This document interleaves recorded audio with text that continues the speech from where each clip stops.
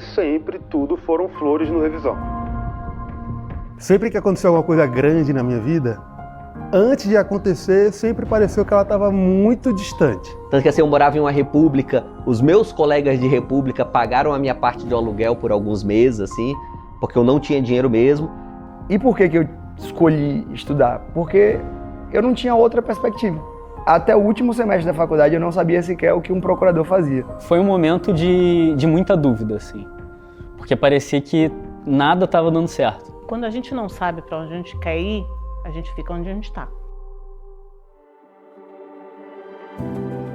Quando eu comecei lá atrás, a minha única ambição era conseguir ser aprovado em um cargo que me desse uma remuneração e um status social também, que eu pudesse levar para o resto da vida. Fiz Direito, entrei na faculdade e até o último semestre da faculdade eu não sabia sequer o que um procurador fazia. Eu descobri, tipo assim, ó, tem um negócio que você faz uma prova e aí vão te dar um emprego se você passar nessa prova. Eu falei, porra, fazer prova, eu sei fazer prova, né? Eu era estudante, fazia prova a vida inteira na escola e tal. E aí eu comecei a fazer concurso público e só tomei pau. É até difícil assim, você escolheu. Eu acho que eu não tive muita escolha, eu acho que era o que estava à minha disposição e acho que eu fui fazendo isso, na verdade, a vida toda. Desde a época do vestibular, eu fui buscando as formas de ter uma vida melhor. Então, assim, se eu não tivesse tomado essa decisão de fazer concursos, sentar a bunda na cadeira de verdade e estudar, cara, com certeza a minha vida seria muito mais difícil do que é hoje, assim, muito mesmo. Se eu tivesse a certeza, pelo menos, de qual caminho a ser trilhado, eu teria mais segurança e esse caminho teria provavelmente sido um pouco mais leve, mais tranquilo. Eu posso dizer, eu acho que com bastante convicção, que a minha mãe é a inspiração máxima da minha vida, assim, sabe? Tanto que, inclusive, ela era uma inspiração que eu até tinha quando eu estudava. Aí eu pensava, cacete, se a minha mãe consegue passar o dia inteiro trabalhando, que é uma coisa muito mais difícil que estudar, não é possível que eu não consiga sentar a bunda na cadeira e passar uma manhã estudando. A PGR Rio Grande do Sul foi o segundo cargo de procurador que eu assumi. Eu fui aprovado em primeiro lugar.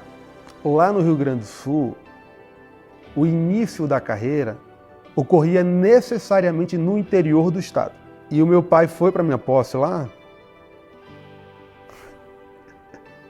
Me emocionei de verdade aqui. Foi a primeira e única vez que eu vi o meu pai chorar.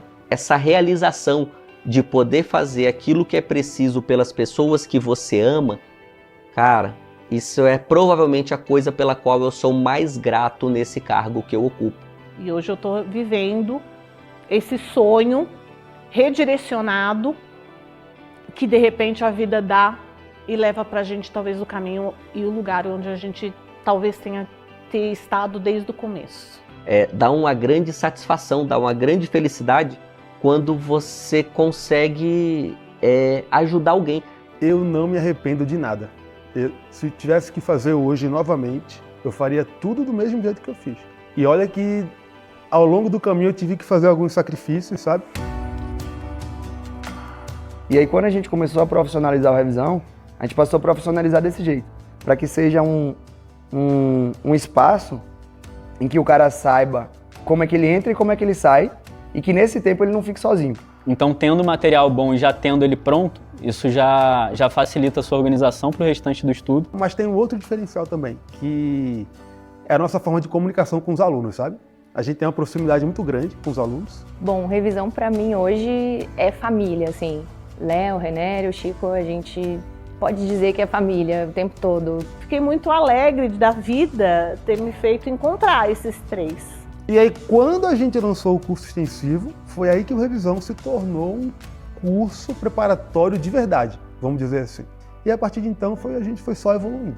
Ver esses alunos fazendo isso, quando eu vejo pelo Instagram, ou então converso com eles, é algo que realmente me motiva a seguir tentando fazer com que eles tenham essas transformações. E cada vez que uma pessoa confia assim na gente para ser parte do caminho dela, a gente tem a obrigação de fazer o máximo por essa pessoa, sabe? O máximo de verdade, assim. Por isso que no Revisão a gente não mede esforços mesmo, sabe, cara? Eles me ajudaram a organizar o meu tempo. O pouco tempo que eu tinha, eu não podia perder pesquisando diversos materiais. Então, teve uma colaboração muito importante. O curso é muito organizado. entrega material de qualidade. Então eu sou muito grata a tudo isso, porque com certeza eu sinto assim, nossa, eu tô onde eu devia estar. No fim das contas, eu acho que essa é a mensagem que eu gosto de deixar para todos os alunos do Revisão nesses 9 anos de revisão, sabe? Assim, um dia você se determina a fazer concurso. Nesse dia, cara, tome a decisão de só parar na sua posse, porque vale muito a pena e no Brasil atual eu não conheço nenhum caminho melhor do que concurso público. É sacrificante, você terá seus problemas para chegar até lá, mas acredite, vale a pena cada segundo estudado. Estudar para a procuradoria pode levar anos.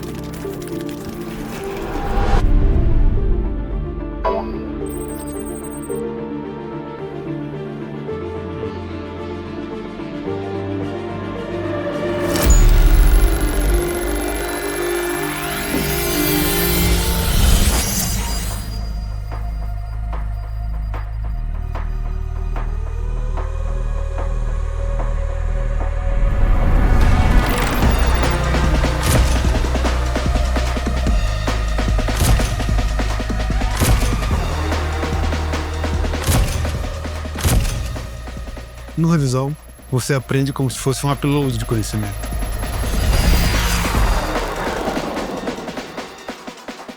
Preparado, direcionado, nomeado.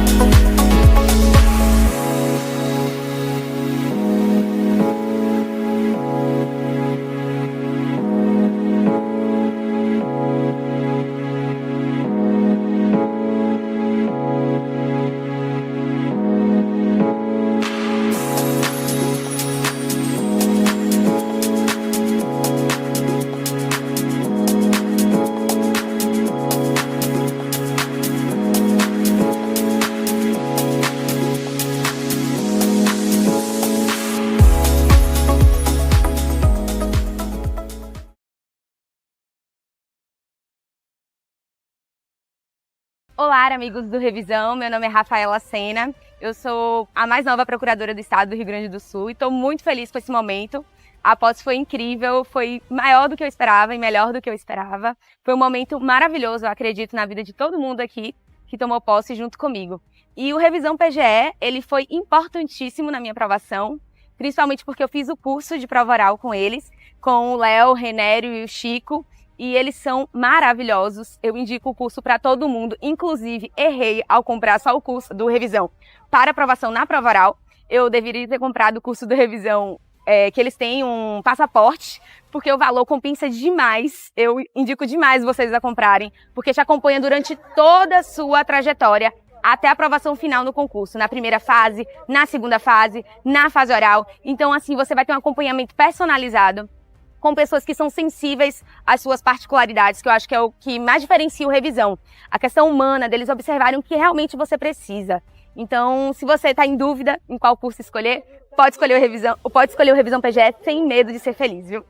Eu sou Ian Pedro de Alvarenga Ferreira e hoje eu estou aqui tomando posse como Procurador do Estado do Rio Grande do Sul e o Revisão PGE veio aqui homenagear a gente, cumprindo a promessa de estar com a gente até a posse. Então, eu só tenho a agradecer ao Revisão PGE Hoje eu estou num momento um mix de sensações, me sentindo principalmente bem-sucedido naquilo que eu escolhi e me propus a fazer e não teria conseguido sem o Revisão PGE. Então agradeço a vocês e obrigado. Estamos aqui no Rio Grande do Sul, em Porto Alegre, para a posse desses nossos alunos. Depois de muito tempo estudando, muita gente que estuda com a gente há muito tempo. Tem aluno aqui que começou a estudar com a gente no 5º semestre da faculdade. E a gente não podia deixar de estar aqui nesse dia para coroar a vitória deles, para coroar também aquilo que a gente entende que é como parte da nossa vitória também, a vitória da família deles, do esforço deles. E estamos aqui hoje muito felizes também, vendo a felicidade dos nossos alunos e agora torcendo para que sejam felizes aqui em Porto Alegre, aqui no Rio Grande do Sul, sejam felizes na Procuradoria. Muito nos honra participar e saber que a gente participou de toda essa caminhada, de tantos alunos que aqui estão, são 27 empossados, a grande maioria é aluno do Revisão PGE, em algum momento foi aluno do Revisão PGE, muitos alunos do nosso curso Passaporte, então, muitos alunos do nosso curso de Prova Oral. Então, assim, do mesmo jeito que eles estão felizes e que estão comemorando a vitória deles, a gente sente também que é um pouquinho nosso, que a gente contribuiu para isso. E assim, com toda a humildade, a gente sabe que nossa participação é pequena, o grande mérito é deles, mas o nosso coração fica cheio de orgulho, cheio de amor, cheio de esperança também, de que a gente vai estar em outros lugares com novos alunos e com novas aprovações, novas nomeações, novas posses. E é por isso que eu desejo também muito boa sorte aqui para todo mundo que está aqui, muito sucesso na carreira aqui na PGE Rio Grande do Sul e que a gente se encontre aí na vida como procurador.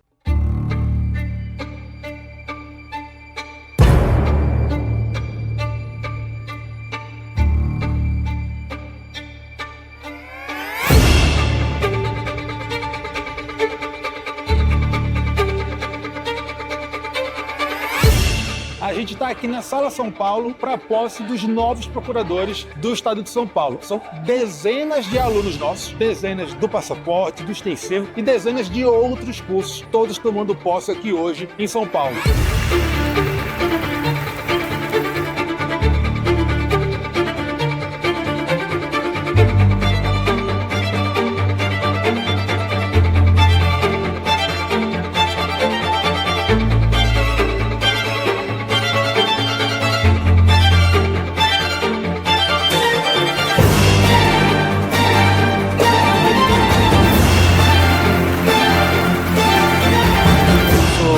Hoje, a partir de hoje, procurador do Estado de São Paulo e sou aluno também do Revisão. Olá, meu nome é Daniel Fernandes Galvão, sou hoje, a partir de hoje, procurador do Estado de São Paulo e sou aluno também do Revisão. Antes da posse, eu era um menino ainda, né, cheio de sonhos. Eu fiz 25 anos esse ano, então sou relativamente novo ainda. Já tinha tomado posse no meu primeiro cargo público como procurador da Universidade de São Paulo. Então a preparação ela foi um pouco intensa, né, que eu tive que conciliar trabalho com estudo. Mas com a ajuda do Revisão, no final deu tudo certo. Bom, o curso de prova oral do Revisão PGE, do Revisão na verdade, né, foi o que me permitiu obter o resultado que eu obtive na prova oral.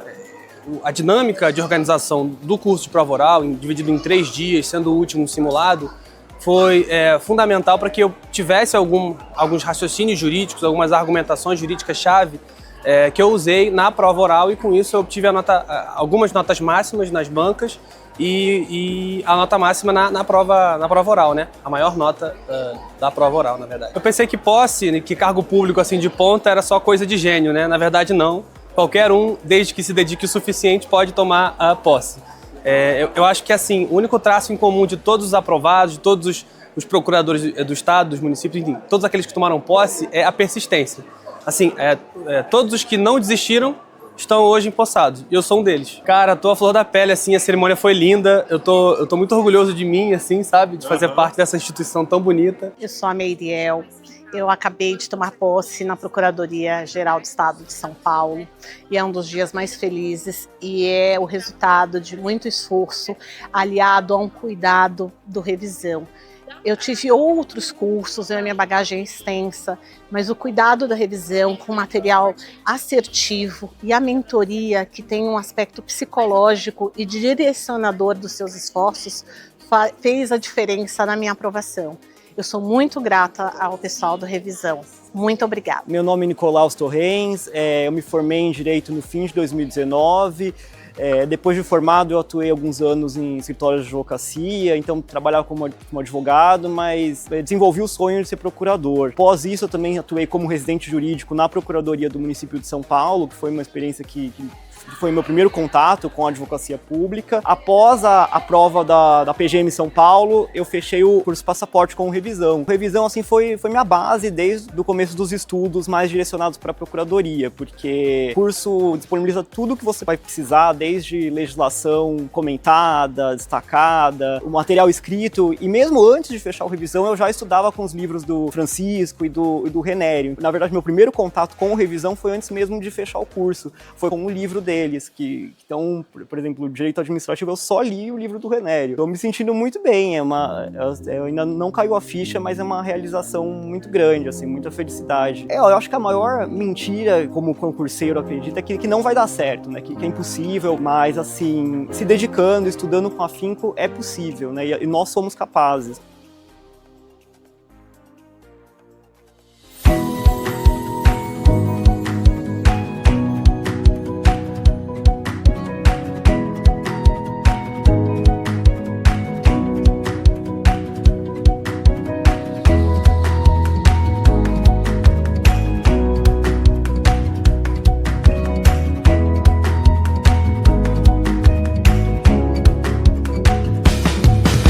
Hoje tenho a felicidade de me tornar procurador do Estado de Minas Gerais, após muitos anos de abdicações, estudos e muita dedicação.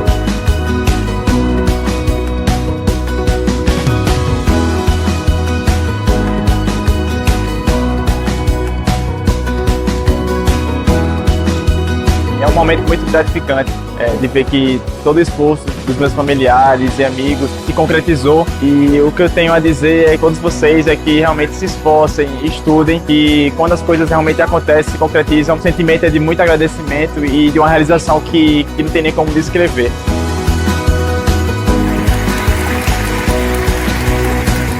Conversando com o professor Renério e o professor Léo, inclusive no preparatório para a Procuradoria da PGE de Rondônia, eles me deram uma revigorada para continuar nos estudos.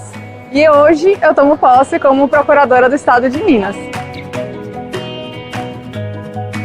E é um momento muito especial, assim, que eu esperei muito tempo, e eu estou muito alegre.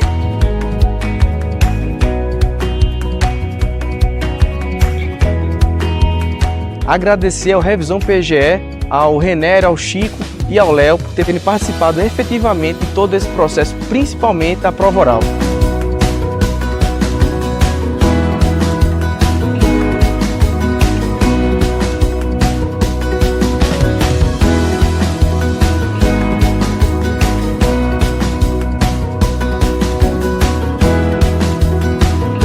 Nessa jornada, o Revisão PGE também fez uma parte muito importante para mim.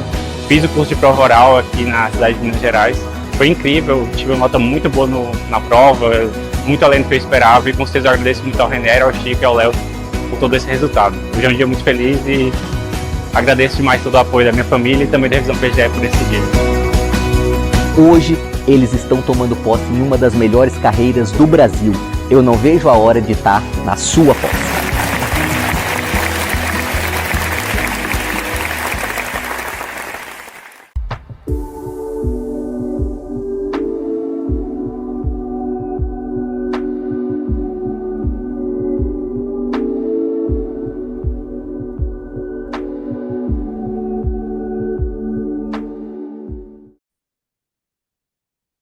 Voltei, hein? Que coisa difícil dar uma aula em 1 hora, eu não consigo. Você, revisão jurídica, que me contratar para dar aula em 1 hora, não vai dar certo.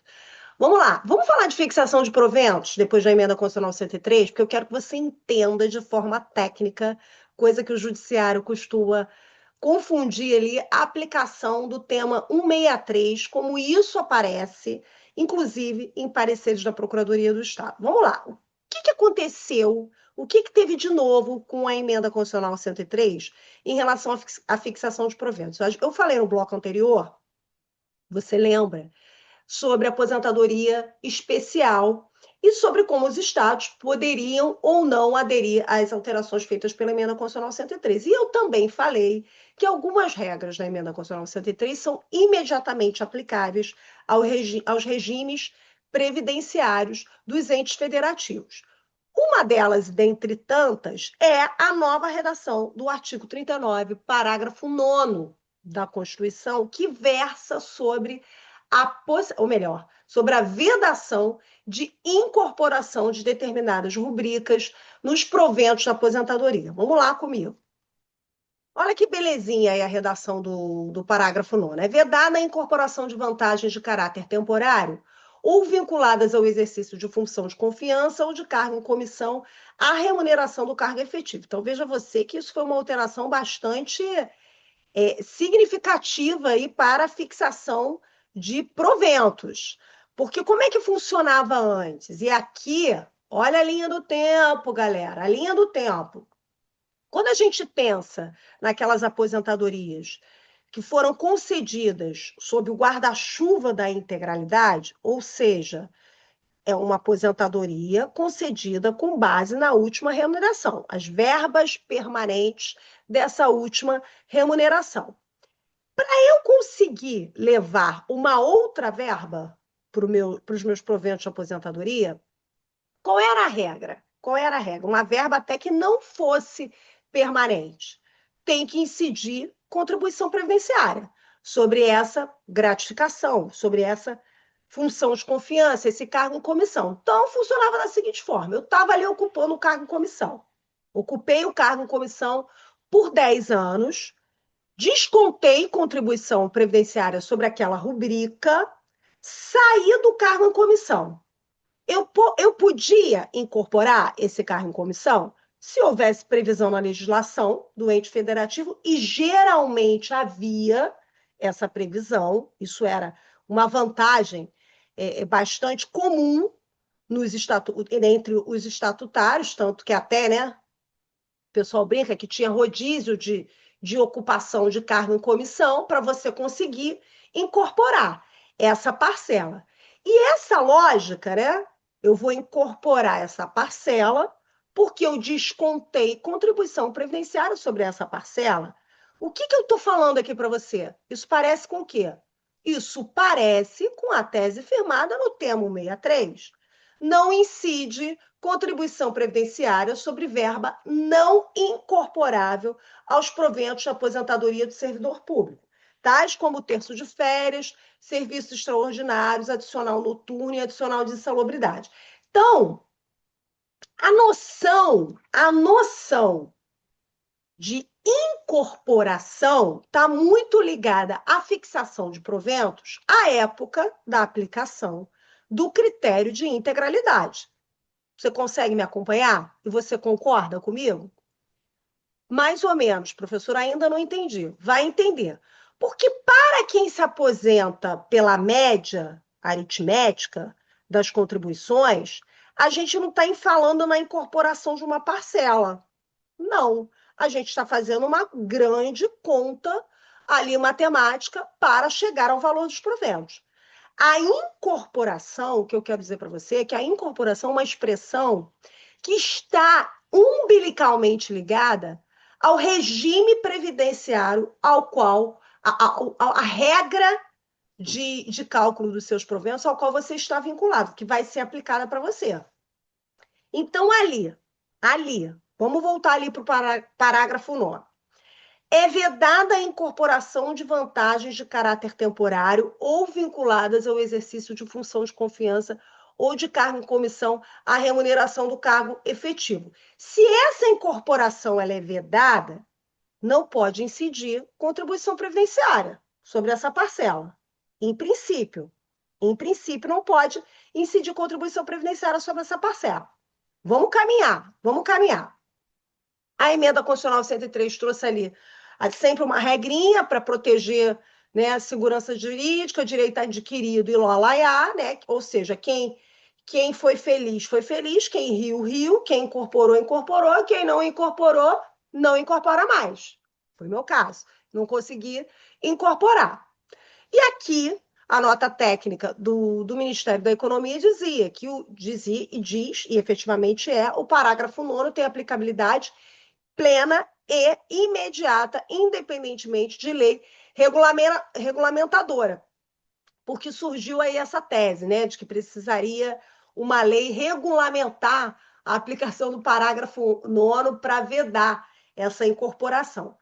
Sempre é válido dizer a aplicação da súmula 359, né? A regra que vai ser aplicável para você é aquela lei vigente no período em que você reúne os requisitos necessários para se aposentar. Então, por exemplo, eu ainda não havia reunido os requisitos necessários para eu me aposentar. Ainda sou muito jovem. Mas lá na frente, essa regra aí vai me pegar. Então, se antes, quando eu assumi um cargo em comissão, eu podia incorporar, podia. Mas a emenda constitucional 103 chegou, me atropelou e eu não vou conseguir mais incorporar essa parcela, porque lá na frente, no momento em que eu me aposentar, a regra vigente vai ser exatamente essa daí. Tudo bem? Tema 163, nós vimos aqui que, neste caso, o Supremo Tribunal Federal entendeu que deve haver ali uma referibilidade mínima entre desconto de contribuição previdenciária e aquilo que você vai receber futuramente. O engraçado, o curioso, é que esse raciocínio do Supremo Tribunal Federal em relação a essa necessidade de referibilidade mínima entre o que você contribui e o que você vai receber lá na frente, não é um argumento válido, por exemplo, para a contribuição previdenciária que incide sobre os proventos dos inativos, né? Não existe referibilidade nenhuma ali. Inclusive, essa era a grande questão, essa era a grande controvérsia que foi contornada pelo Supremo Tribunal Federal sob o argumento de que do equilíbrio atuarial, que você está contribuindo para o sistema, você não está contribuindo para um benefício individual e particular. Mas veja que esse argumento já não valeu. O pau que bateu em Francisco não bateu no Chico aqui na hora que decidiu o tema 163. Como é que isso aparece na legislação? E voltei para a legislação complementar, para a Lei Complementar 195 de 2021. Você precisa conhecer a legislação do ente federativo. Não é para você ficar só no âmbito da emenda constitucional 103, você tem que descer aqui para o Estado. O que diz a Lei Complementar 195 de 2021 em relação à contribuição previdenciária? Olha lá. Qual é a base de cálculo da contribuição previdenciária? Para o inativo, vai ser aquilo que exceder o limite máximo do benefício pago pelo RGPS. Então, ele tem ali uma faixa de isenção até o teto do RGPS. Acima daquele teto, ele vai contribuir, vai incidir contribuição previdenciária. Para os pensionistas, o mesmo raciocínio. Tudo bem? E para quem está na ativa? Para quem está na ativa, olha lá. Subi minha cabeça aqui para eu conseguir ler. Servidores públicos estatutários ativos. Subsídio ou remuneração do cargo efetivo, acrescido das vantagens pecuniárias permanentes estabelecidas em lei, os adicionais de caráter individual ou quaisquer outras vantagens excluídas. Aí estão lá. Diárias para viagem, ajuda de custo, parcela percebida em decorrência do exercício de cargo em comissão ou de função de confiança. Por que será que não incide contribuição previdenciária sobre essa parcela? Por que será? Vamos ler o parágrafo 1º. Olha a Lei Complementar Estadual fazendo o beabá do previdenciário para você.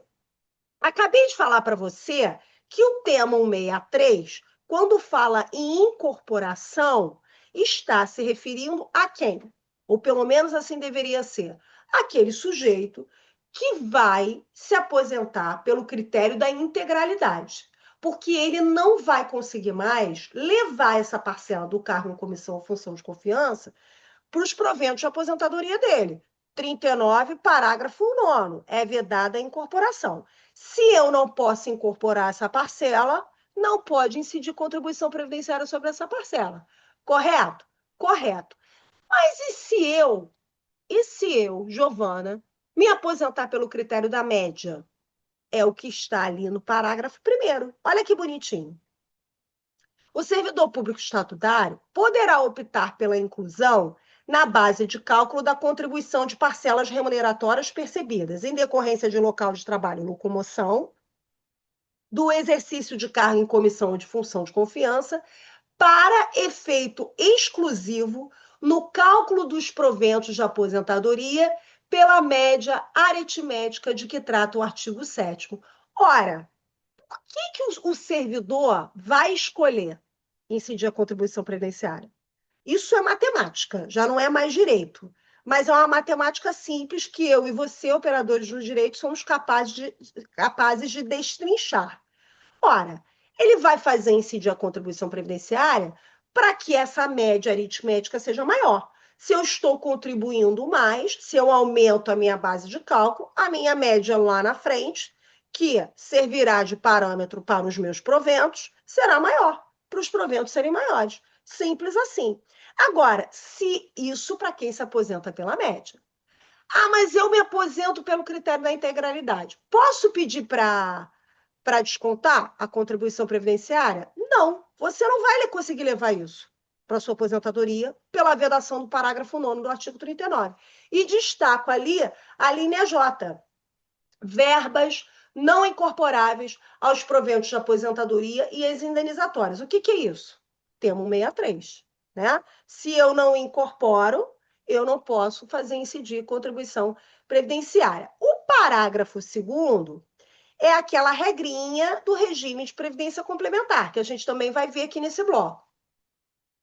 Para os casos descritos no inciso 3º, a contribuição prevista no artigo anterior incidirá sobre a parcela do subsídio da remuneração do cargo efetivo que não exceder ao limite máximo de benefícios do regime geral de previdência social. Por quê? Por quê? Porque no estado do Rio de Janeiro, nós temos instituído o RJPrev, que é o regime de previdência complementar aplicável, caso você queira aderir, aos servidores públicos estatutários do estado do Rio de Janeiro. Como você tem aí, qual é o efeito jurídico da instituição do regime de previdência complementar? Eu não estou falando adesão. Eu estou falando o quê? Instituição. Eu criei o regime de previdência complementar. O primeiro efeito prático da criação desse regime jurídico de previdência, de previdência complementar, vai ser a limitação da base de cálculo da contribuição previdenciária. A partir da instituição do regime de previdência complementar, a base de cálculo da contribuição previdenciária do regime próprio de previdência social está limitada ao teto do regime geral de previdência social. Tudo bem? E por que isso? Por que isso? Vamos interpretar aqui logicamente. Porque com a instituição do regime de previdência complementar, os proventos de aposentadoria estarão automaticamente limitados ao teto do regime geral de previdência social. Se eu não conseguir receber os meus proventos pelo regime próprio de previdência social acima do teto do RGPS, eu não posso fazer incidir contribuição previdenciária em valores que excedam o teto do RGPS. Conseguiu me acompanhar? Vamos ler ali.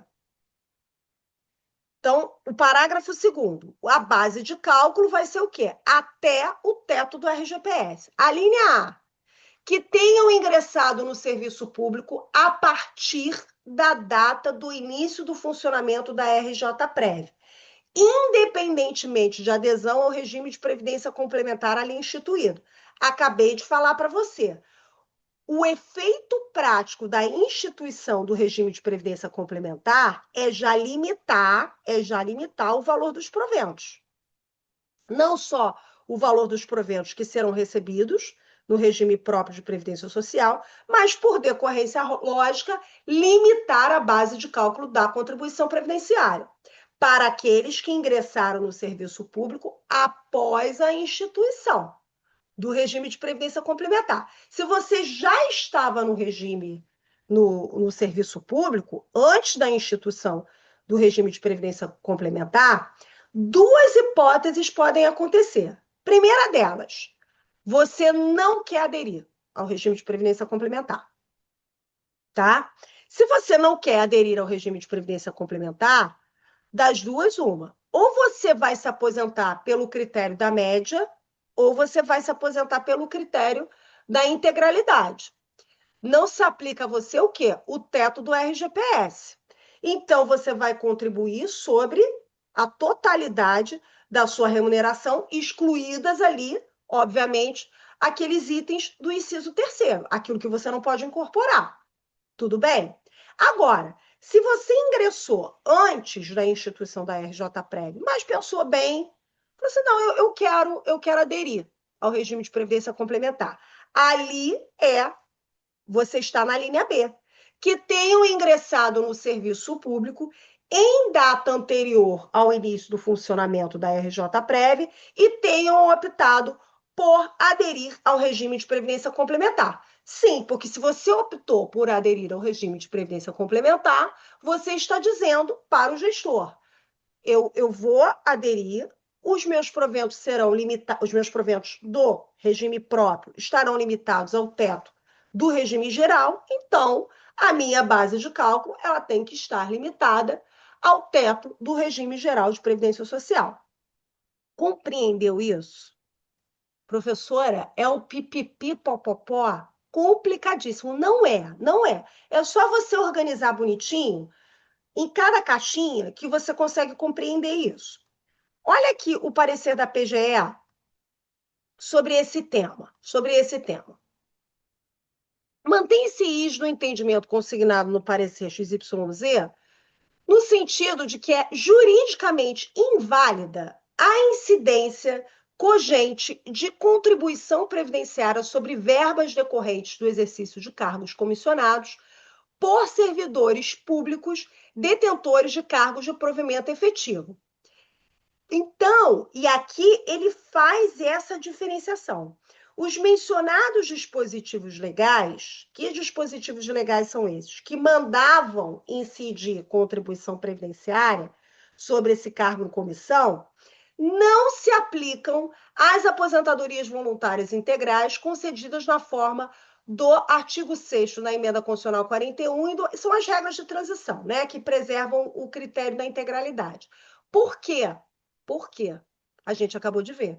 Porque essas verbas não são mais incorporáveis aos proventos de quem vai se aposentar pelo critério da integralidade, por força do parágrafo 9º do artigo 39 da Emenda Constitucional, incluído pela Emenda Constitucional 103. Agora, tal opção será relevante apenas para os casos de aposentadoria pela média aritmética dos 80% maiores bases de contribuição. Ou seja, o cara que se aposenta pela média, ele pode sim optar pela incidência da contribuição previdenciária sobre essa parcela do cargo em comissão e função de confiança, e isso é autorizado pela Lei Complementar 195 de 2021.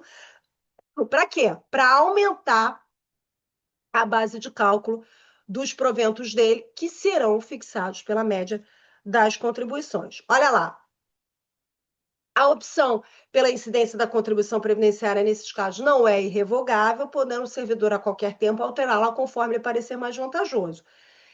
Não vincula previamente o servidor quanto às regras de aposentadoria voluntária, facultando-se-lhe sempre a escolha, dentre as cabíveis ao seu caso, daquela que lhe parecer mais vantajosa no momento da passagem à inatividade. No caso de aposentadoria integral, os valores da contribuição incidente sobre verbas transitórias não serão considerados para a determinação dos proventos, porque essas parcelas que são transitórias, elas não podem ser incorporadas. Vamos falar um pouquinho, já que a gente está conversando aqui sobre os itens da Emenda Constitucional 103 que são aplicáveis aos regimes próprios, independentemente de adesão à reforma, o que nem é o caso aqui do Estado, porque ele aderiu.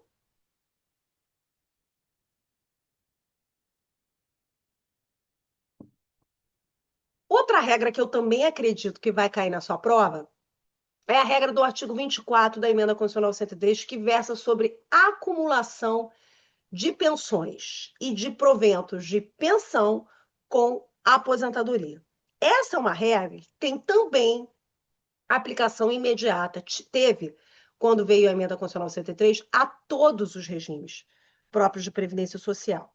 E você precisa conhecer aquele tati-bitate ali do artigo 24. Vamos com calma.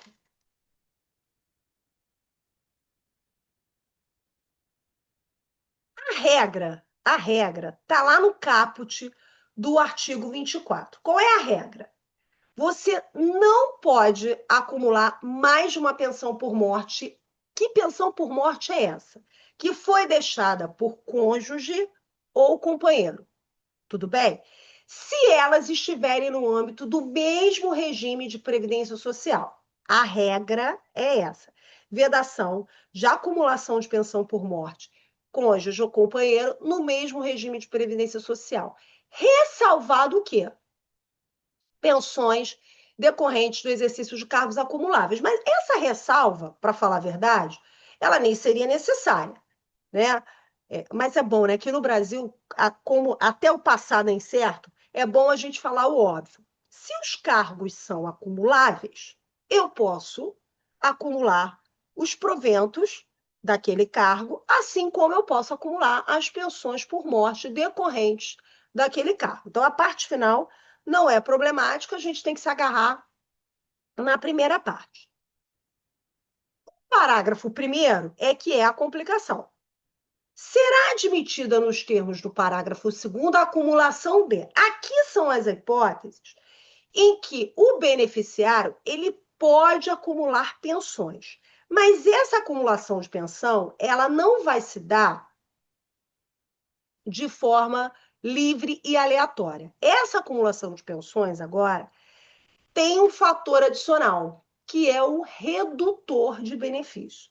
Então, antes, como é que funcionava? Você acumulava e aplicava o teto constitucional, que a gente daqui a pouco vai ver, vai destrinchar esse galeto aí do teto, de aplicação de teto constitucional. Então, antes você tinha os seus proventos, você recebia uma pensão por morte, aplicava aqui, somava e aplicava o teto constitucional. Era isso. Agora, a gente tem umas regrinhas mais rigorosas para o beneficiário dessas pensões. A primeira regra, já resumi ali para você. Pensão de cônjuge e companheiro em regimes diferentes. Tudo bem? Porque se for o mesmo regime, a gente sabe lá em cima que essa acumulação é vedada. Então, pensão por morte deixada por cônjuge ou companheiro de um regime de previdência social com a pensão por morte concedida por outro regime de previdência social ou pensão militar. Você vê que a pensão militar, ela não está no RGPS e ela não está no RPPS. A pensão militar, ela está num regime à parte, que é o sistema de proteção social dos militares, que eu já conversei com você aqui, que não se confunde com um regime próprio de previdência social. Tudo bem? Então, a pensão militar, ela sempre entra aí nesse bolo. Então, primeiro caso, acumulação de pensões de regimes diversos. O segundo caso, pensão com aposentadoria e sempre a pensão de cônjuge, companheiro. Então, pensão por morte deixada por cônjuge ou companheiro de um regime de previdência social com aposentadoria concedido no RGPS ou RPPS ou com proventos de inatividade decorrentes das atividades militares. Então, o inciso 1º, pensão com pensão, regimes diversos. Inciso 2º, pensão com aposentadoria, pensão cônjuge, companheiro, com aposentadoria. E o inciso 3º, aqui eu peço a sua atenção, é a pensão militar. A pensão militar, ela não é exclusiva para cônjuge e companheiro, porque existe a possibilidade de deixar a pensão militar para quem? Para filho. Então, o inciso terceiro é a hipótese mais específica. É a pensão militar que aí pode ser cônjuge ou companheiro, ou filho, com aposentadorias, tanto do RGPS quanto para o RPPS. Como é que vai funcionar essa acumulação? Nessas hipóteses textualmente previstas nos incisos do parágrafo 1º. Por que eu estou falando isso? Porque aquela acumulação lá do caput, aqui a ressalvada, de cargos acumuláveis, eu não aplico o redutor, tá? O redutor de benefício eu vou aplicar para as acumulações dos incisos 1º, 2º e 3º. Vamos lá. A aplicação do disposto no parágrafo 2º, o parágrafo 2º era a regra do... Por que eu cortei aqui? Mas o parágrafo 2º é a regra que enuncia que você vai escolher o benefício mais vantajoso e, nos demais, você vai sofrer reduções por faixas, tá? Aquela redução, como é que é feita essa redução? O beneficiário dessas pensões vai escolher o benefício mais vantajoso. O que é benefício mais vantajoso? A primeira coisa que você vai pensar é o maior benefício. Não necessariamente. Não necessariamente, tá? Benefício mais vantajoso não é o maior benefício. Se fosse maior benefício, você pode ter certeza que ele teria escrito ali benefício mais vantajoso.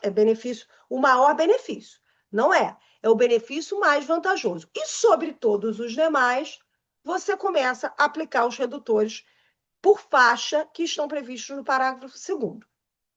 A aplicação desses redutores pode ser revista a qualquer tempo, tá? Em razão da alteração de algum dos benefícios.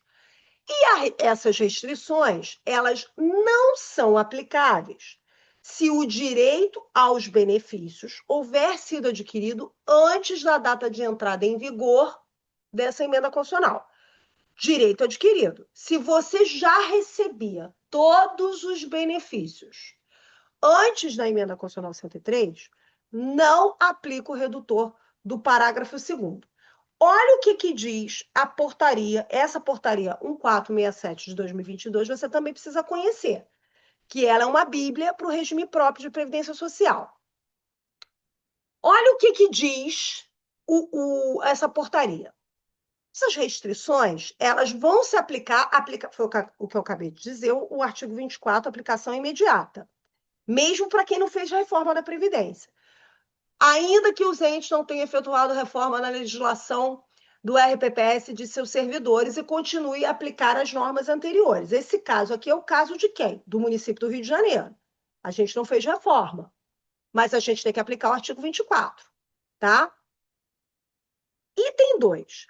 Não serão aplicadas se o direito a todos os benefícios, todos, acumuláveis nos termos da Constituição Federal, houver sido adquiridos antes da emenda. Então, todo mundo tem que ter sido adquirido antes da emenda. Se o direito à acumulação ocorrer a partir da emenda, todos os benefícios vão ser considerados para a definição do mais vantajoso, para efeito da redução de que trata o parágrafo 3º, ainda que concedidos anteriormente a essa data. O que é que essa portaria está dizendo?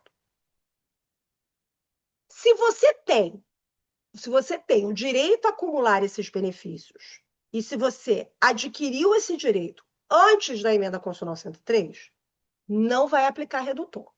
Direito adquirido. Segurança jurídica, você fica tranquilo. Agora, se você estava acumulando benefícios aqui antes da emenda constitucional 103 e surge um novo benefício após a emenda constitucional 103, você vai sofrer o redutor. E vai sofrer o redutor considerando, inclusive, esses que estão aqui. Na hora de definir o benefício mais vantajoso, você também vai considerar, é isso que está escrito na portaria, tá? A gente pode discutir a constitucionalidade disso aqui, mas o que está escrito na portaria 1467 é exatamente isso. Todos os benefícios deverão ser considerados para a definição do mais vantajoso, ainda que concedidos anteriormente a essa data. Como é que isso aparece aqui no estado do Rio de Janeiro? Fez reforma, né? Tá lá. Olha ali. Eu não botei. Entendi. Por que eu não botei ele? Eu mesma faço slide e eu mesma não entendo e depois eu entendo. Eu não botei porque já tem aqui na Lei Complementar Estadual 95 de 2021. Artigo 8º. É vedada a percepção de mais de uma aposentadoria à conta do regime próprio de previdência social. Aí ele reproduz o artigo 24 da Emenda Constitucional 103. E olha o que ele fala ali no parágrafo 4º. As restrições previstas neste artigo não serão aplicadas somente se o direito a cada um dos benefícios acumulados houver sido adquirido antes da data de entrada em vigor da Emenda Constitucional 103. Então, o Estado do Rio de Janeiro está tesourando. Se você só não vai sofrer redução se todos os benefícios foram recebidos antes da Emenda Constitucional 103. Se aparecer algum benefício depois da Emenda Constitucional 103, olha ali o que vai acontecer. Ó, nas hipóteses das acumulações previstas no parágrafo 1º, é assegurada a percepção do valor integral do benefício mais vantajoso e de uma parte de cada um dos demais benefícios apurada cumulativamente de acordo com as seguintes faixas. Aí tem ali as faixas, né? Que ele vai aplicar a percepção, aplicar os redutores. Tudo bem? Na PGE, o que tem na PGE sobre... aqui é um quadrinho para você fixar essas hipóteses, né? Pensão por morte, pensão com aposentadoria, o regime, tal, só para o seu caderninho ficar ajeitado. Na PGE, eu não coloquei aqui. Não, coloquei sim. Eu coloquei na hora que eu falo de teto. Vamos lá. Vimos aqui que a gente pode acumular os benefícios. Lá no artigo 24, se esses cargos foram acumuláveis, e vimos as hipóteses de acumulação com a aplicação dos redutores. Aqui, eu quero que você entenda a aplicação de teto constitucional sobre benefícios previdenciários. Em verdade, benefícios tanto previdenciários quanto remuneração do cargo efetivo. Por quê? BBA.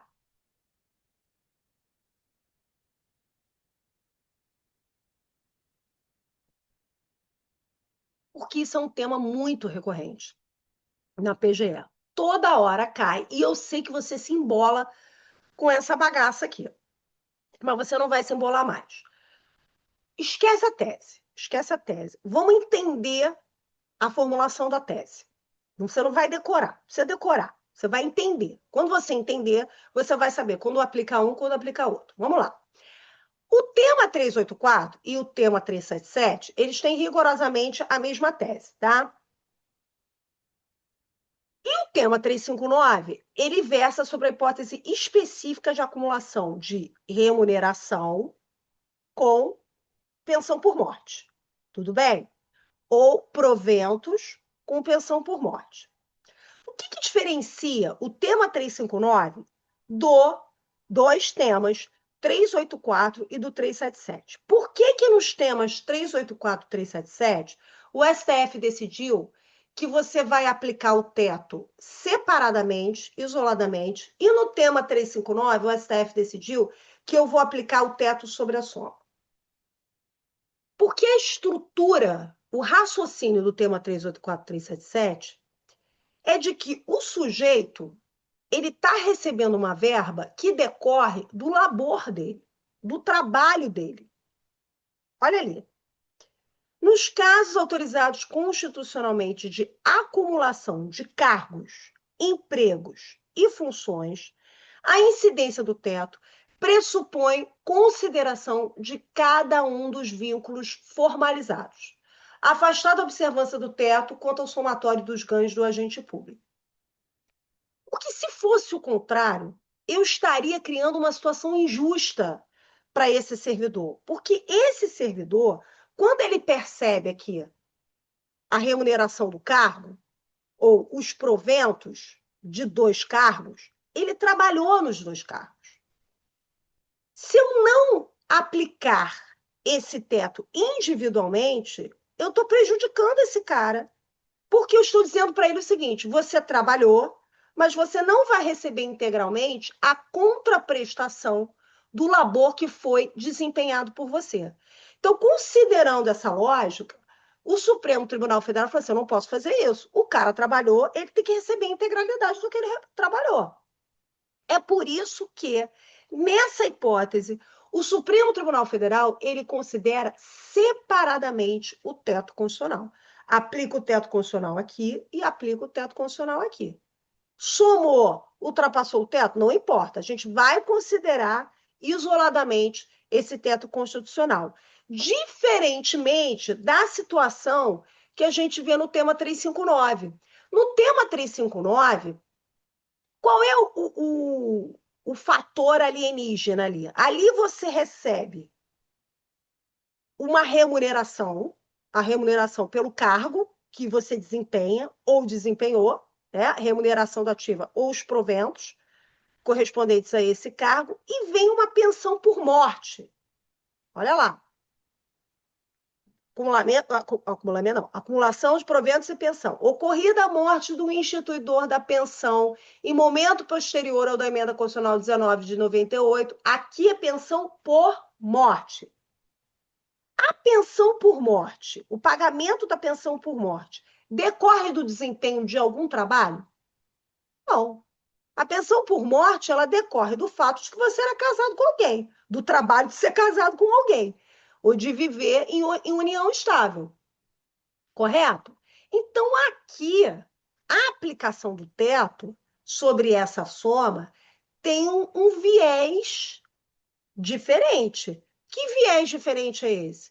Como a pensão por morte, o recebimento da pensão por morte, ela não decorre do labor daquele beneficiário, e sim de uma previsão legal, por força ali de adequação, do equilíbrio atuarial desse regime próprio de previdência social, não há problema nenhum em a gente considerar o quê? A aplicação do teto constitucional sobre a soma. Sobre a soma. É uma aplicação mais rigorosa do teto constitucional. Eu não estou mexendo na remuneração desse cara, pelo labor dele, porque ali os proventos de aposentadoria dele e a remuneração dele está intacta, mas eu posso sim dar uma restringida nessa pensão por morte, porque ela não tem absolutamente nada a ver com o labor desse beneficiário. Tudo bem? É essa a lógica. É por isso que num caso é separado e no outro caso a gente considera a soma, tá? O que mais que a gente tem sobre teto constitucional que envolve também benefício previdenciário? O tema 1167 teve tese firmada, não sei se foi esse ano, no início desse ano, ou se foi no ano passado. É sobre pensão, a fixação dos proventos de pensão. Como é que deve se dar a aplicação do teto constitucional? A emenda constitucional 41 trouxe ali um cálculo da pensão por morte. Como é que é esse cálculo da pensão por morte? Vai até o limite máximo do regime geral de previdência social, naquilo que a remuneração exceder o teto do regime geral de previdência social, esse beneficiário vai receber o quê? Tem uma restrição, vai receber 70%, tá ali. Pensão por morte será igual valor da totalidade dos proventos do servidor falecido até o limite máximo estabelecido para os benefícios do RGPS, acrescido de 70% da parcela excedente a este limite. A controvérsia na 1167 era o seguinte: como é que eu aplico o teto aqui? Em que momento eu vou aplicar o teto?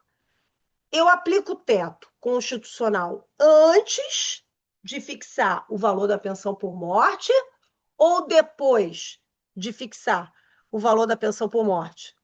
E o Supremo Tribunal Federal disse: primeiro você vai aplicar o teto constitucional sobre esse valor, porque a contribuição previdenciária, ela não incide sobre valores que suplantam o teto constitucional. Você aplica o teto constitucional, depois você incide contribuição previdenciária para depois você calcular a pensão por morte. Porque se fosse o contrário, se a gente primeiro calculasse a pensão por morte para só depois aplicar o teto constitucional, qual é o problema dessa fórmula de cálculo?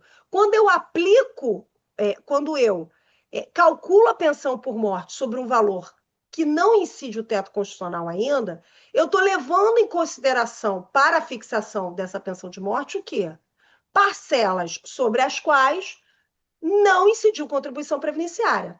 É esse o problema. Então, o que o ministro Flávio Dino, salvo engano, o relator foi o ministro Flávio Dino, o que ele fala para a gente é o seguinte: não, a gente tem que considerar, para a fixação da pensão por morte, as parcelas sobre as quais incidiu contribuição previdenciária. E as parcelas sobre as quais incidiu contribuição previdenciária são aquelas que sobram depois que eu apliquei o teto constitucional. Olha lá. O valor correspondente aos proventos ou a remuneração do instituidor da pensão por morte deve considerar apenas as parcelas efetivamente percebidas pelo servidor, excluídos os valores que excedam o teto, posto que sobre eles não incidiu contribuição previdenciária. O que a gente tem, agora sim, na PGE sobre teto remuneratório? O primeiro parecer que eu quero destacar aqui para você é sobre a aplicação do tema 359 e aplicação do teto na hipótese de pagamento de pensão especial pela PGE. Qual era o caso concreto aqui desse parecer? E também é um parecer do Eric Tavares, é um parecer aí desse ano, de 2026.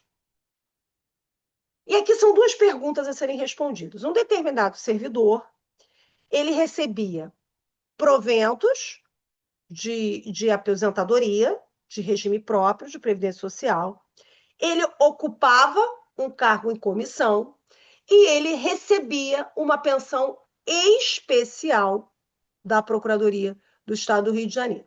Então, a primeira pergunta é, em relação a proventos e o cargo em comissão, eu aplico teto nisso aqui? Como é que eu vou aplicar o teto nisso aqui? A gente vai aplicar, você já sabe, você sabe responder essa pergunta. Os proventos de aposentadoria em função do labor desse servidor. Cargo em comissão. O cara está trabalhando, está desempenhando as funções desse cargo em comissão. Então, aqui a gente tem que considerar isoladamente. Eu não vou somar os proventos com cargo em comissão e aplicar sobre a soma. Eu vou considerar o teto aqui, nos proventos, e vou considerar o teto aqui no cargo em comissão. Essa pergunta foi respondida. A segunda pergunta a ser respondida. Ele recebe essa pensão especial. O fato dele receber a pensão especial levaria à aplicação do tema 359? Vamos voltar para a redação do tema 359. Incidência do teto constitucional remuneratório sobre o montante decorrente da acumulação de proventos e pensão. O que foi que o seu examinador respondeu? O seu examinador fez uma análise histórica da decisão que foi proferida no tema 359 para dizer o seguinte: olha, essa pensão especial paga pela Procuradoria-Geral do... Ela é paga pelo Tesouro, tá? Mas ela não é um benefício previdenciário, tal como a pensão por morte prevista lá no tema 359. Resumidamente, a pensão especial paga para esse servidor não se confunde para fins de aplicação do teto constitucional com a tese firmada no tema 359. Porque no tema 359, o objetivo era evitar ou amenizar a despesa do regime próprio de previdência social. Porque esse regime próprio de previdência social está pagando ali dois benefícios previdenciários, de caráter previdenciário: os proventos de aposentadoria e a pensão por morte. A pensão especial aqui, essa pensão especial, ela é um resquício de regimes anteriores. Mas essa pensão especial, ela não tem um caráter previdenciário. E pelo fato dela não ter um caráter previdenciário, não ser suportada, não ser paga pelo regime próprio de previdência social, e sim pelo Tesouro, estadual, entendeu o seu examinador que não se aplica a tese do tema 359. Em outras palavras, você está lá fazendo a sua prova, viu a palavra pensão? E pensão aplica o tema 359. Ele afasta justamente esse raciocínio para dizer, calma, existe uma história por trás da tese do tema 359. E a história por trás da tese do tema 359 não se encaixa na natureza jurídica dessa pensão especial que é paga ao servidor. E, portanto, a gente não vai considerar a soma dessa pensão para aplicação do teto constitucional. Tudo bem? Temos outro parecer do Estado sobre a aplicação de teto. Aqui é o seguinte,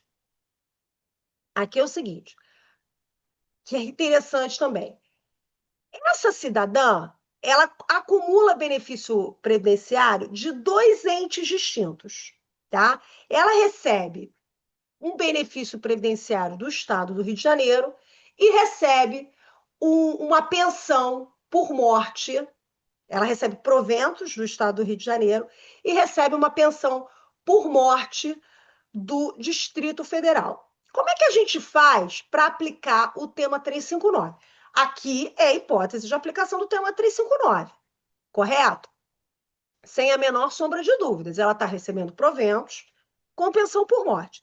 A gente tem que aplicar o teto constitucional. O teto constitucional aqui vai ser o quê? O subsídio pago ao governador do Estado. Mas qual vai ser o valor que eu vou ter que considerar? Vai ser o subsídio pago ao governador do Distrito Federal ou o subsídio pago ao governador do Estado do Rio de Janeiro? E olha o que ele concluiu. Porque, na prática, o que aconteceu é o seguinte, para você entender o caso concreto. Proventos, pensão por morte. Apliquei o teto. Quando eu aplico o teto, e foi isso que aconteceu, quando eu apliquei o teto do subsídio do governador do Distrito Federal, o subsídio do governador do Distrito Federal, o valor é maior do que o valor do governador do Estado do Rio de Janeiro. Então, quando isso chega aqui no Estado do Rio de Janeiro, o que a gente, o Estado, observa? Ela está ganhando acima do teto constitucional aplicável aqui no Estado do Rio de Janeiro. Será que eu posso aplicar de novo, fazer um efeito repique de teto? Aplicou o teto do Distrito Federal e eu posso aplicar o teto do Estado do Rio de Janeiro? O que o parecer da PGE conclui?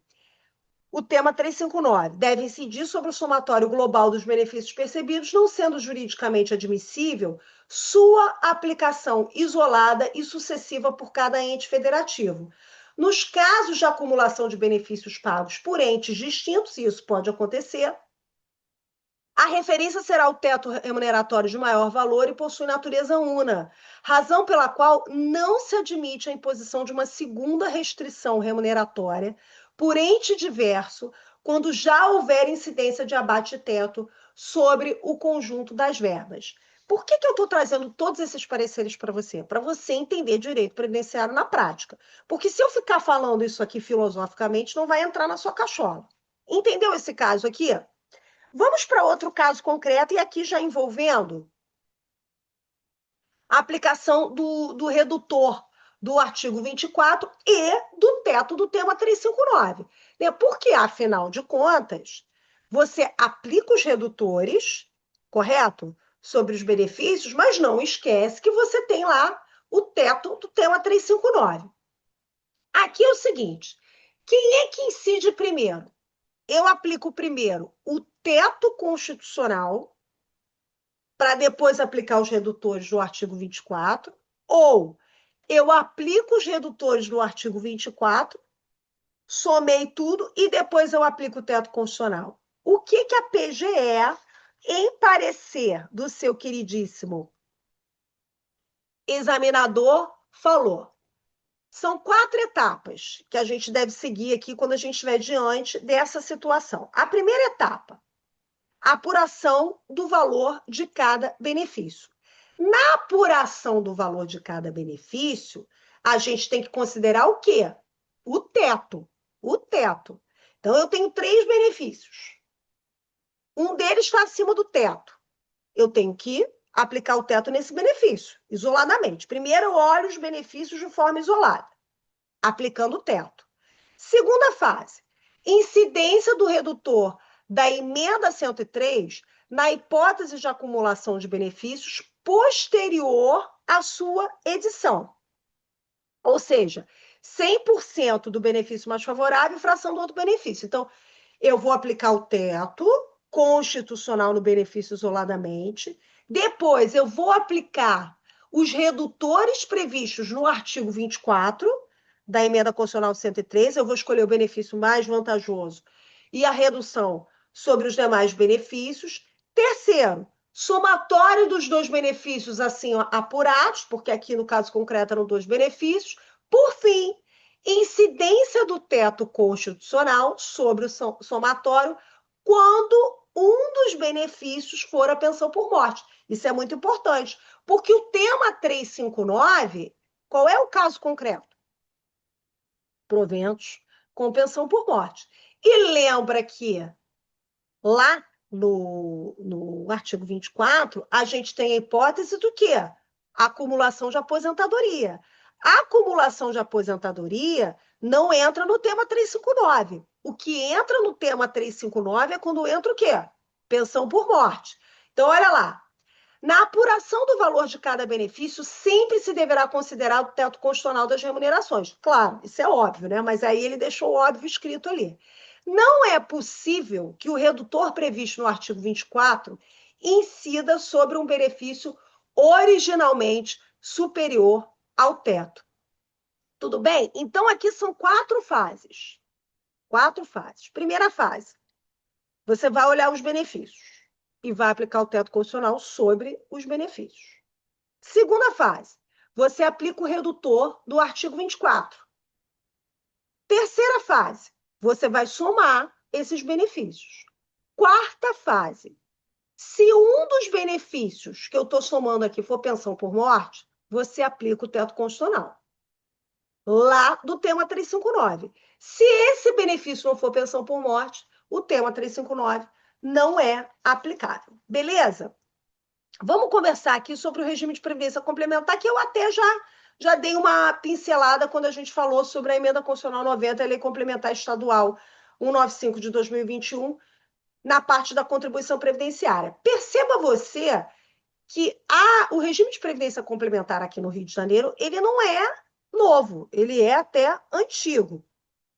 Ele foi instituído, a lei é de 2012, a lei 6.243 de 2012, mas a data de início do funcionamento da entidade fechada de previdência complementar, que deve ser considerada, é o dia 4 de setembro de 2013, que é o momento em que você tem o plano de benefícios aprovado pela Previc. Tudo bem? Não basta você criar o regime de previdência complementar por lei. Você tem que ter aqui o plano de benefícios daquele regime de previdência complementar aprovado lá no Ministério da Previdência, no órgão lá responsável pela previdência complementar, que é a Previc.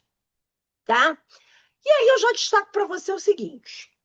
Primeiro, terá caráter facultativo. E é aplicável aos servidores que ingressarem no serviço público a partir da data de início do funcionamento da entidade fechada, 4 de setembro de 2013. Parágrafo 4º. Depende de prévia e expressa opção por um dos planos de benefícios acessíveis ao participante. Quem já estava no serviço público pode aderir? Pode aderir. Parágrafo 5º. Que tenham ingressado no serviço público em data anterior ao início do funcionamento da entidade fechada.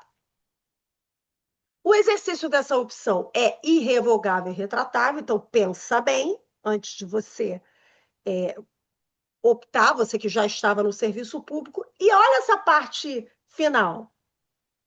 Não sendo devida pelo Estado do Rio de Janeiro, suas autarquias e fundações, qualquer contrapartida referente ao valor da contribuição previdenciária que tenha incidido sobre a parcela da remuneração superior ao limite máximo de benefícios do RGPS no período anterior à adesão.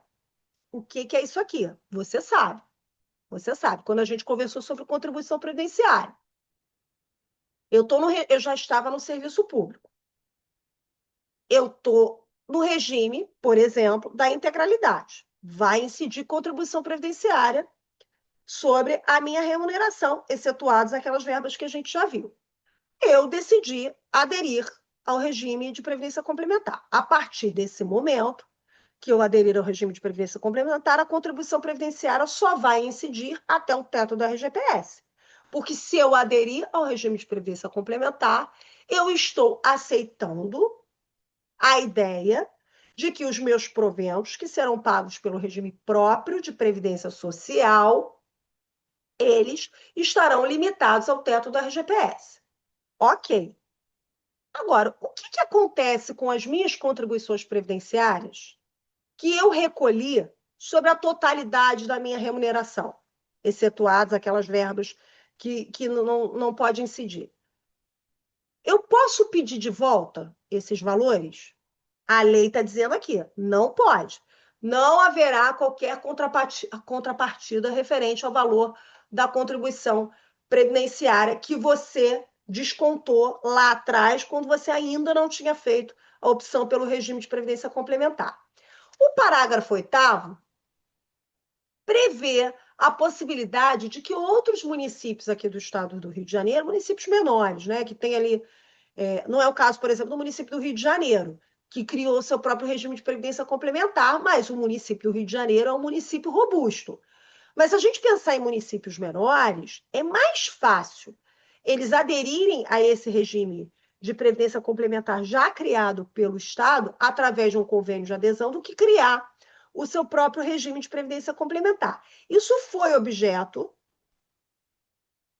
de um parecer da PGE sobre a viabilidade de celebrar um convênio de adesão diretamente com essas entidades fechadas de previdência complementar, sem a necessidade de realização de licitação. Porque o Tribunal de Contas do Estado do Rio de Janeiro tinha feito um parecer muito do esquisito, dizendo que era necessária a realização de processo licitatório, e aqui a PGE fala, olha, não precisa, a nossa lei prevê ali um convênio de adesão, e é desnecessário a realização desse processo licitatório. Ainda sobre regime de previdência complementar, eu chamo a sua atenção porque há um tema afetado no STF sobre a definição de ingresso no serviço público para fins de limitação de quem será abarcado pelo regime de previdência complementar ou não. Não pelo regime de previdência complementar, né? Em verdade, pela limitação criada pelo regime de previdência complementar. Volta aqui o raciocínio. Falei para você, quando a gente cria o regime de previdência complementar, existe um efeito jurídico imediato. Qual é? Quem ingressa no serviço público após a instituição do regime de previdência complementar terá os seus proventos do regime próprio de previdência social limitados ao teto do RGPS, independentemente de adesão ao regime de previdência complementar. A questão que se coloca é: qual é a definição de ingresso no serviço público nesse contexto? Não tem tese firmada no tema 1071, a gente tem algumas pistas. O Supremo Tribunal Federal, ele já decidiu, em caso de servidor, num processo administrativo, tá? Não numa decisão judicial. Em relação a servidor do Supremo Tribunal Federal, ele aceitou a manutenção do regime previdenciário de servidores oriundos dos estados, Distrito Federal e municípios que, sem interrupção, ingressaram no Supremo Tribunal Federal após a criação da FUNPRESP-JUDE. A mesma orientação é dada pela Portaria 1467 de 2022, na fixação da data de... O que é, né, essa data de ingresso no serviço público?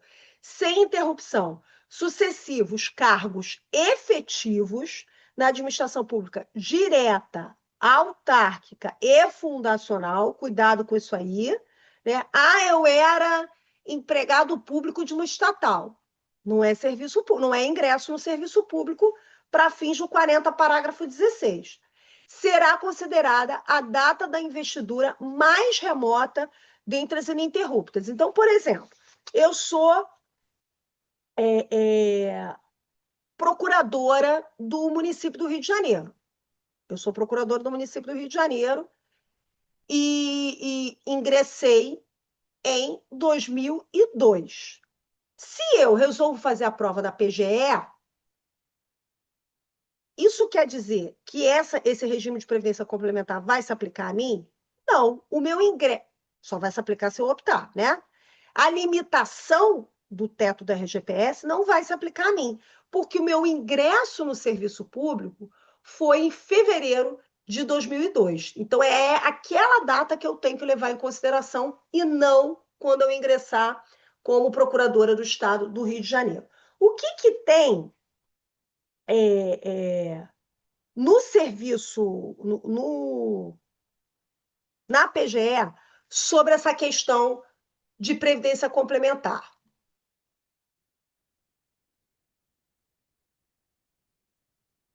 Aqui, a interpretação do ingresso no serviço público, que é exatamente nessa linha que já vinha sendo trabalhada pela portaria 1467, que eu falei aqui, né? Você considera a data mais remota, tudo bem? E não pode ter solução de continuidade. Aqui é um outro parecer bastante interessante sobre contribuição previdenciária para o regime, contribuição para o regime de previdência complementar. E aqui a possibilidade é o seguinte, veja que essa gratificação de remuneração variável, ela tem natureza remuneratória e pro labore faciendo. Ela não é uma gratificação sobre a qual incide contribuição previdenciária para o regime próprio de previdência social, porque ela não é uma gratificação incorporável, passível de incorporação aos proventos. O que essa servidora quer? O que ela quer? Ela quer o seguinte, eu quero fazer incidir contribuição para o regime de previdência complementar sobre essa parcela. E aí, viraram para ela e disseram o seguinte, olha, para você fazer incidir uma contribuição sobre essa parcela para o regime de previdência complementar, você vai ter que fazer incidir também aqui no regime próprio. Foi isso que disseram para ela. E a Procuradoria do Estado falou assim, olha, não tem nada a ver uma coisa com a outra. O regime de previdência complementar, apesar de ter esse nome, complementar, ele não se confunde com o regime próprio de previdência social. Ele é complementar no sentido de complementar o valor dos proventos de aposentadoria. Mas isso não quer dizer que as contribuições vertidas para a RJ-Prev dependem de incidência de contribuição previdenciária para o regime próprio de previdência social. Então, aqui a conclusão foi de que existe sim essa faculdade para o servidor estatutário de fazer incidir a contribuição para o RJ-Prev sobre uma verba sobre a qual não incide contribuição previdenciária para o regime próprio de previdência social. Beleza? Esse parecer é relativamente recente, né? De 2024 e também é de membro da sua banca, hein? E ele é interessante porque ele faz essa divisão, que deve ser feita mesmo, né? Entre os regimes. Tem mais previdência complementar, adesão automática, decisão recente, agora, junho de 2026, sobre a constitucionalidade da adesão automática do servidor que ingressa no serviço público após a instituição do regime de previdência complementar. Essa previsão, ela é prevista no parágrafo 11. Olha lá. Os abrangidos que venham ingressar no serviço público e que estejam submetidos ao limite máximo, serão automaticamente inscritos no respectivo plano de previdência complementar e têm o direito de requerer a qualquer tempo o cancelamento da sua inscrição. Não há nada de inconstitucional nessa previsão, conforme decidido pelo Supremo Tribunal Federal na ADI 5502.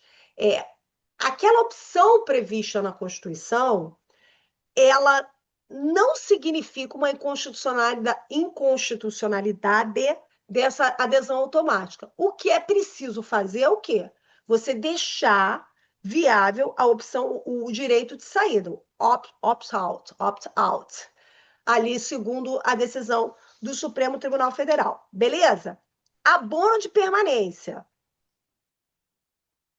O abono de permanência, ele veio previsto textualmente na Emenda Constitucional 41 de 2003, mas ele já tinha a sua semente lá na Emenda 20 de 98, no parágrafo 1º do artigo 3º, quando ele fala em isenção de contribuição previdenciária.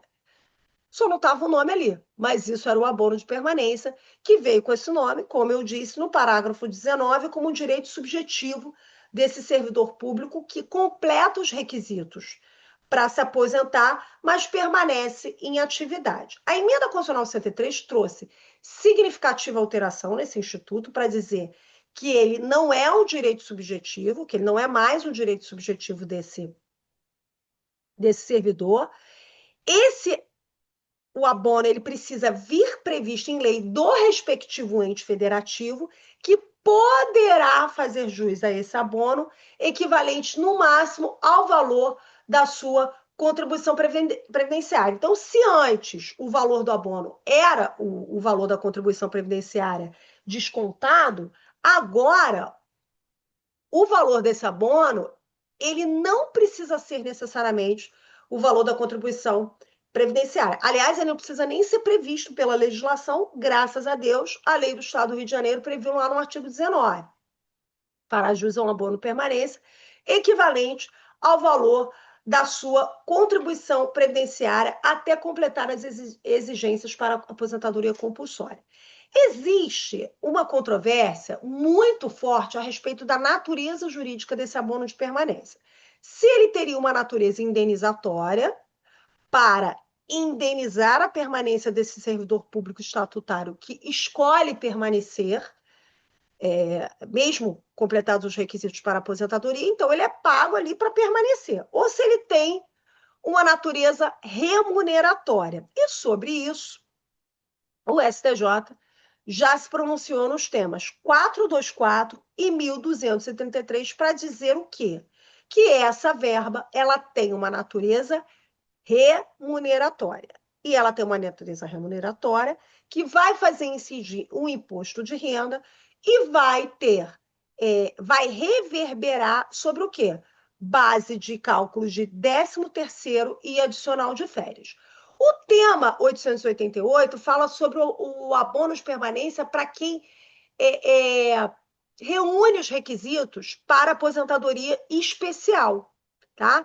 Também aquele servidor que já reuniu os requisitos da aposentadoria especial faz jus ao abono de permanência. Tudo bem?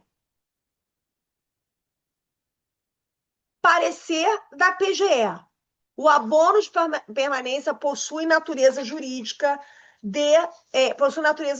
remuneratória, estando sujeito à incidência do imposto de renda retido na fonte nos termos do artigo 153, lalaiá. Vai entrar no cálculo do adicional de férias, gratificação natalina e das demais vantagens pecuniárias calculadas sobre a remuneração do servidor público. Olha a parte final disso aí, hein? Tenho medo dessa parte final desse parecer da PGE, né? Porque isso pode criar um efeito rebote, mas é isso que a PGE definiu nesse parecer recente, em julho de 2026. De todo modo, olha a parte final, não incide contribuição previdenciária sobre essa verba, apesar dela ter um caráter remuneratório, porque o abono de permanência ele é excluído expressamente lá na Lei Complementar 195 de 2021, porque o abono de permanência, na hora que você se aposenta, aí ele tem um caráter remuneratório, beleza, mas você não leva essa parcela para os seus proventos de aposentadoria, entende? Então, não incide contribuição, nem pode incidir contribuição previdenciária sobre essa parcela. E não incide o quê? O teto constitucional não incide sobre esse valor referente ao valor do abono de permanência, porque ele tem um objetivo ali próprio, diferente das demais verbas pagas pelo Estado a esse servidor. O objetivo dele é um objetivo mais conectado a essa permanência do servidor público na ativa. Se eu aplico o teto constitucional sobre essa verba, não faz sentido eu pagar o abono de permanência, correto? Porque esse cara não vai ficar no serviço público se ele não vai conseguir receber essa parcela pela aplicação do teto constitucional.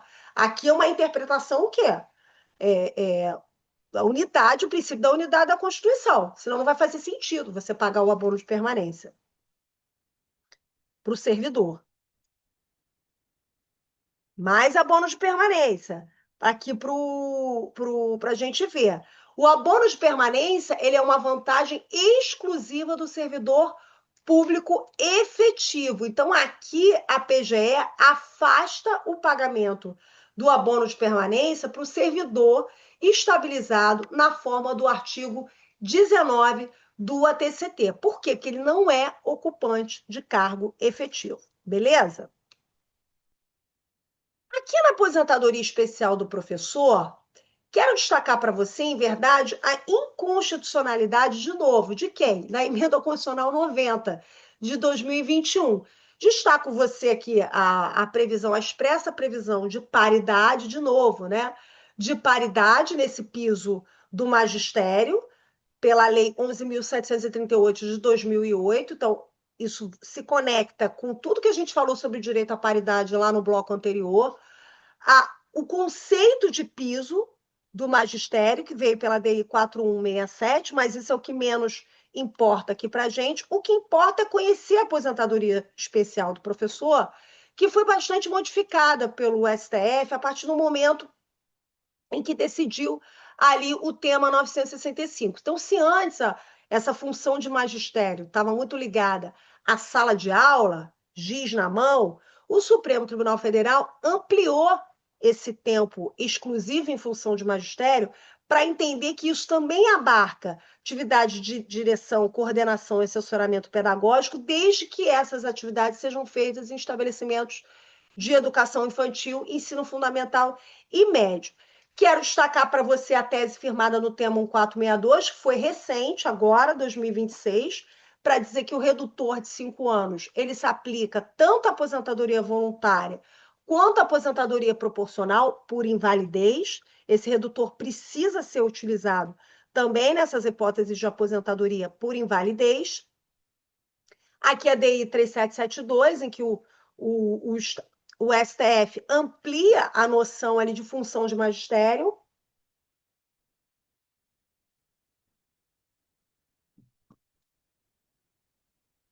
E aqui chegamos onde eu queria chegar. Na verdade, a lei complementar, né, 95 de 2021, que incluiu ali, não foi a emenda constitucional 90 não, foi a lei complementar estadual, que incluiu ali como efetivo exercício de magistério o quê? Agente de leitura, auxiliar de secretaria, assistente operacional escolar e agente de pessoal. Tem parecer sobre isso? Tem parecer sobre isso. O parecer da PGE é no sentido de inconstitucionalidade dessa regra, porque eles foram incluídos por uma lei de iniciativa parlamentar. E, de toda sorte, a interpretação que o Supremo Tribunal Federal faz é restritiva, né, para quem tem função de magistério. Inconstitucionalidade formal e material da Lei Complementar 195, o que impede que as carreiras inseridas por emenda parlamentar sejam elegíveis ao recebimento de aposentadoria especial, porque esse pessoal que está aqui, agente de leitura, auxiliar de secretaria, assistente operacional escolar e de agente de pessoal, não exerce função de magistério. Então, aquela inclusão na Lei Complementar 195, além de violar o que a Constituição exige, né, o que a Constituição fala sobre função de magistério, o que o STF decidiu, a inclusão dessas carreiras também foi por uma lei de iniciativa parlamentar, o que também gera uma inconstitucionalidade formal. Olha, quem é o dono desse parecer? O seu examinador. Muito obrigada pela sua atenção. Me perdoa que eu ultrapassei muito uma hora que me foi concedida, mas assim, eu não podia sair dessa aula sem falar sobre todos os temas que eu acho importantes para a sua prova da PGE. Qualquer dúvida, procura o curso, pode me procurar também, @Giovana_Porchera, lá no Instagram, que eu respondo a sua dúvida. Boa sorte, bons estudos, beijo, até a próxima. Sabe essa vontade que você tem de organizar seus estudos por completo e saber exatamente o que estudar dia após dia? Pois é, agora o Revisão tem a solução definitiva para você. É o passaporte vitalício do Revisão. Com uma única contratação, você vai ter acesso a tudo que o Revisão faz e vier a fazer. É o curso que mais aprova procuradores do Brasil. É o único curso que tem cursos de prova oral para todas as provas orais de todas as procuradorias. Atua em todas as PGEs, PGMs de capital, PGMs médias e grandes, carreiras da AGU. Enfim, é de longe o curso mais completo para procuradorias e também é aquele que tem mais alunos aprovados. E você vai precisar de uma única contratação para ter acesso a tudo isso pelo tempo que você precisar. Se você precisar de estudar 1 ano para se tornar procurador, a gente vai estar aqui por você esse ano. Se eventualmente você tiver que estudar, sei lá, 3, 5 anos, nós estaremos aqui por você durante todo esse período. O nosso trabalho só termina quando você se torna procurador. Vem agora para o Revisão, é o passaporte vitalício, a maior oportunidade da história para você se tornar procurador. É só clicar aqui.